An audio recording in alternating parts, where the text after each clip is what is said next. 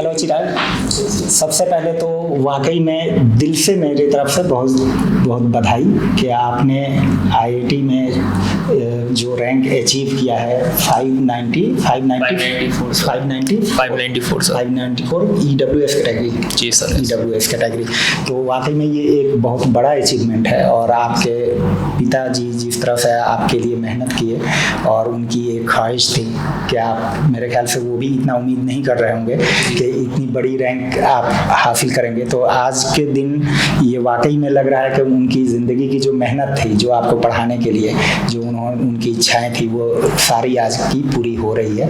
तो उनको भी मेरे तरफ से बहुत बधाई, आपके माता पिता को भी बधाई हो। और वैसे आप कहाँ से कहाँ से करते हैं? सर कस्बा तरौली, अलीगढ़ डिस्ट्रिक्ट में ही पड़ता है। जी तो कस्बा तरौली से। तो आप थोड़ा सा पहले तो अपने बारे में बेसिक बताइए कि आपने 10th जैसे कहाँ से किया था, फिर उसके बाद हम लोग बातें करेंगे।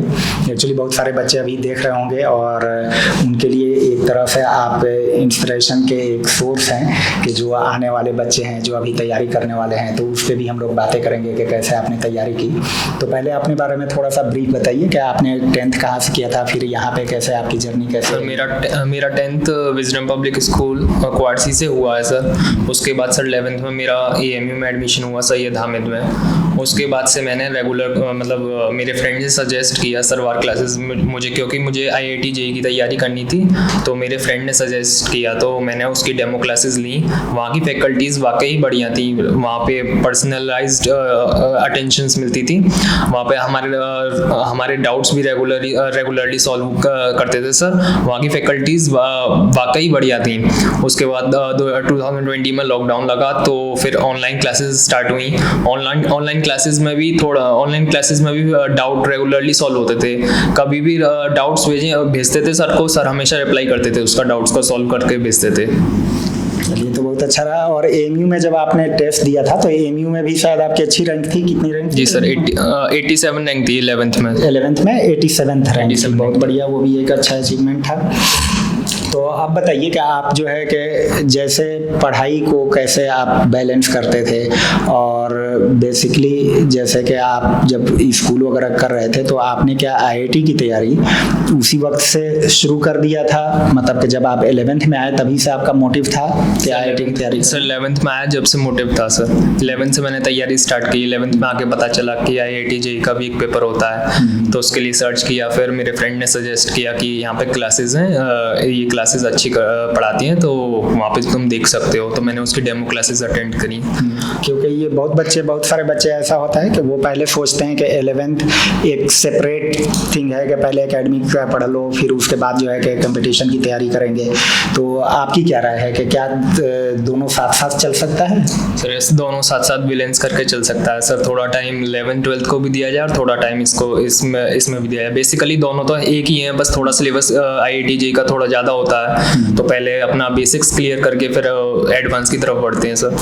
अच्छे रैंक के लिए आपको क्या लगता है कि मतलब कि लॉट ऑफ प्रॉब्लम्स करना चाहिए, या पहले प्रायोरिटी जो है कि कंसेप्ट पे, मतलब कि जैसे कि प्रॉब्लम्स के कंसेप्ट्स जो है कि उसकी क्लैरिटी कितनी इंपॉर्टेंस है? सर पहले कंसेप्ट बिल्कुल क्लियर होने चाहिए सर, उसके बाद ही प्रॉब्लम्स पे अप्रोच कर सकते हो सर। और जब तक कंसेप्ट्स क्लियर नहीं होंगे तो प्रॉब्लम कैसे सॉल्व कर सकते हैं सर। आपको डिफिकल्ट सब्जेक्ट कौन सा लग रहा था? Chemistry sir. केमिस्ट्री में इनऑर्गेनिक सर, मेरा काफ़ी वीक है ऑर्गेनिक, मुझे याद करने में दिक्कत होती है। अच्छा। फिर भी मैंने उसको मैनेज किया, सो मैं पढ़ता था इनऑर्गेनिक केमिस्ट्री, धीरे धीरे करके बिल्डअप किया। Yes sir. हाँ, तो कहने का मतलब है बच्चों को कि ये एक बात बताना चाहें कि अगर किसी सब्जेक्ट में आपका अगर इंटरेस्ट नहीं है तो इसका मतलब ये नहीं कि आप उसको छोड़ दें, बल्कि अगर इंटरेस्ट नहीं आ रहा है या अगर वो वीक है तो इसका मतलब कि उसमें मेहनत और ज़रूरत है, और ज़्यादा मेहनत करना है, और फिर कंसिस्टेंसी चाहिए उसमें, यानी कि रेगुलर बेसिस पे आप पढ़िए। क्योंकि एग्ज़ाम जो होगा वो आपके इंटरेस्ट के आधार पे नहीं होगा, वो तो बेसिकली एक सिलेबस डिफाइंड है, चाहे वो आपको इंटरेस्ट हो या ना हो। आपको एनी हाउ अगर अच्छी रैंक लानी है तो वो डिफाइंड सिलेबस को आपको किसी तरह से कंप्लीट करना है। अब थोड़ा बुक के बारे में बताइए कि जैसे कि आप 11th में थे तो एक सब्जेक्ट बाय सब्जेक्ट बात करें। कि उसमें कैसे आप पढ़ते थे एनसीईआरटी, और उसके साथ में और क्या बुक करते थे उसके बारे में? केमिस्ट्री में तो बेसिकली एनसीईआरटी ही मेन है, और एनसीईआरटी करने के बाद सर के नोट्स होते, सर्वर क्लासेस के नोट्स होते थे, वो देखता था मैं, उसमें काफ़ी हेल्प मिली है केमिस्ट्री में। मैथ्स में तो मैथ्स एंड फिजिक्स में तो बेसिकली पूरा सर्वर क्लासेस के नोट्स से ही कर रहा, और जो सर ने पढ़ाया वो पढ़ा था, उसके नोट्स रिवाइज किए थे, और प्रॉब्लम्स करवाते थे डेली, मतलब वीकली टेस्ट होते थे सर के, वो अटेंड करता था। तो ऐसे ही कहते हैं धीरे धीरे कंसेप्ट्स बिल्ड होते गए और क्वेश्चन सॉल्व होते गए। और फिजिक्स में भी कोई एडिशनल बुक भी? फिजिक्स में एससी वर्मा की थी, और सर्वर क्लासेस के नोट्स बुक मॉड्यूल्स थे वो अटेंड किए थे सर, और PYQs किए थे, तो उससे काफ़ी help milli sir.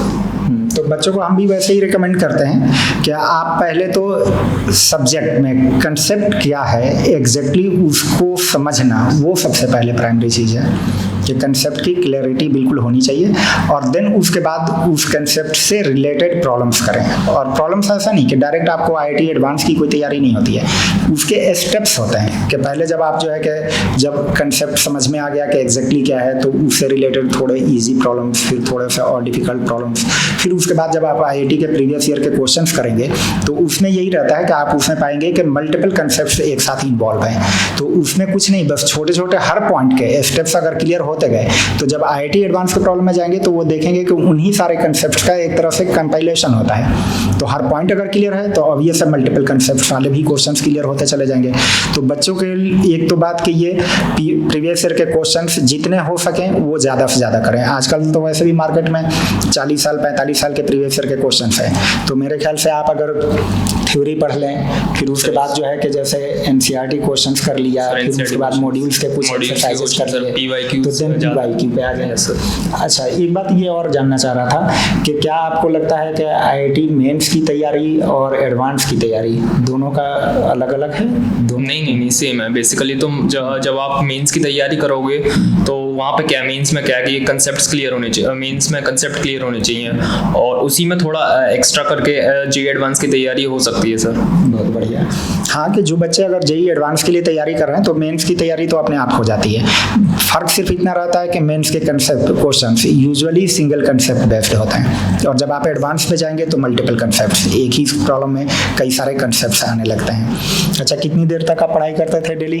Sir 10 to 12 hours daily sir. Daily आपने पढ़ा? सर वैसे कोई लिमिट नहीं थी सर, जितना पॉसिबल हो सकता, मैक्सिमम पॉसिबल होता उतना पढ़ता था सर। मैक्सिमम एवरेज मानो तो सर 10 to 12 आवर्स डेली था सर। सर्वर क्लासेस के बेस्ट थिंग क्या लगा आपको? सर वहाँ की सर फैकल्टी जो डाउट सॉल्विंग प्रोसेस था वो पूरा बहुत अच्छा था, वहाँ के लेक्चर्स भी अच्छे थे, डाउट रेगुलरली जब भी भेजो हमेशा सॉल्व होते थे सर। चलिए, बहुत अच्छा लगा बात करके, और वाकई में एक बार फिर लास्ट में कि इस अचीवमेंट के लिए बहुत बहुत बधाई, और मैं चाहता हूं कि आप अच्छे इंजीनियर बन के निकलें और एक अच्छे इंसान भी बने और देश की सेवा करें, बढ़िया कुछ काम करें। ठीक है, ओके, वेलकम।